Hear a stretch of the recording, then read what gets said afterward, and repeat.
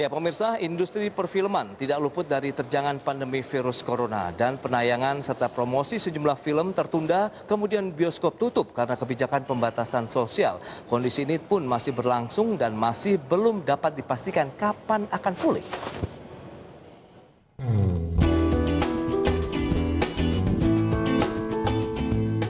Mendengar kata Hollywood, yang terbayang pastilah sederet film-film box office yang mendulang pundi-pundi dolar dari seluruh dunia. Industri perfilman menjadi salah satu sektor kreatif yang paling terdampak oleh pandemi corona. Sudah banyak rumah produksi yang harus menghentikan proyek film. Pandemi virus corona memang menjadi salah satu permasalahan bagi industri perfilman di paruh awal 2020.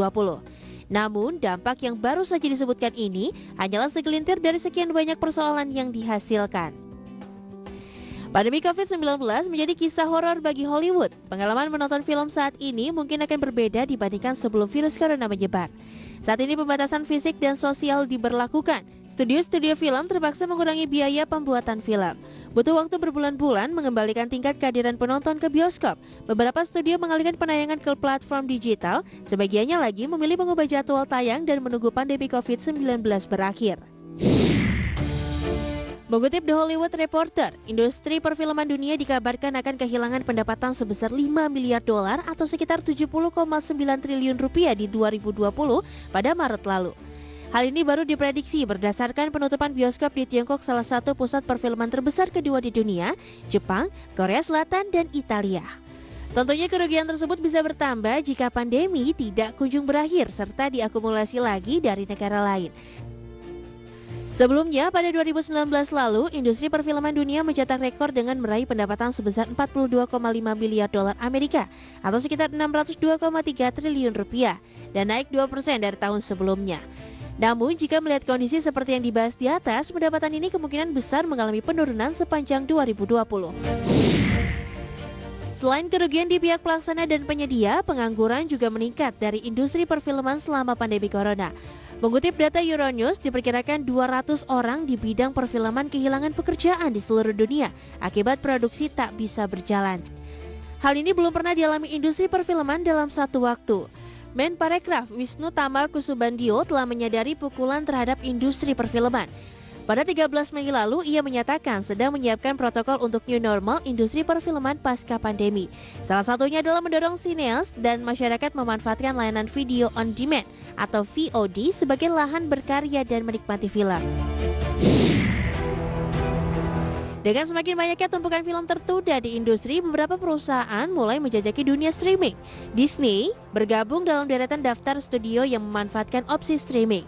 Mereka memutuskan menayangkan filmnya di saluran berbasis langganan seperti Disney Plus. Film yang tayang yakni Artemis Fowl yang semula dijadwalkan tayang pada 29 Mei dan Broadway yang awalnya dijadwalkan tayang tahun depan. Disney dan Universal bukan satu-satunya studio yang menggunakan opsi streaming sesuai permintaan. Sony Pictures baru-baru ini mengumumkan film drama Perang Dunia Kedua, Greyhound, yang dibintangi Tom Hanks akan tayang ke video on demand. Sementara Warner Bros. Pictures melakukan hal sama dengan film animasinya Scoop. Dalam beberapa bulan terakhir, pihak studio beralih ke platform digital sebagai pilihan menghindari kemacetan box office. Universal Pictures adalah salah satu studio besar yang pertama memutuskan streaming produksinya setelah pandemi COVID-19. Mereka menayangkan film thriller The Invisible Man dan beberapa film lain langsung ke pasar berdasarkan permintaan. Pada akhir April, Universal Pictures mengumumkan sequel animasi Trolls World Tour yang semula dijadwalkan tayang 10 April telah menghasilkan hampir 100 juta dolar Amerika Serikat dalam 3 pekan melalui sewa digital 20 dolar Amerika Serikat. Pendapatan streaming film selama periode itu lebih dari film Troll yang pertama yang diperoleh selama 5 bulan pemutaran di bioskop pada 2016. Perubahan konsep menjadi bioskop mobil atau drive-in cinema pun mungkin dilakukan. Salah satu yang sudah menerapkan adalah Italia. Pemerintah di sana mengizinkan parkiran luas untuk masyarakat menonton film dari dalam mobil. Di Jakarta, konsep ini juga tengah dipersiapkan Ergo & Co. Rencananya pada bulan Juni, bioskop mobil pertama di Indonesia akan bisa dinikmati masyarakat ibu kota. Bioskop mobil memungkinkan penonton menyaksikan film dari dalam kendaraan pribadinya, sehingga tak perlu berkontak langsung dengan orang lain atau dengan kata lain tetap sesuai dengan protokol pembatasan sosial. Berbagai sumber, IDEX Channel.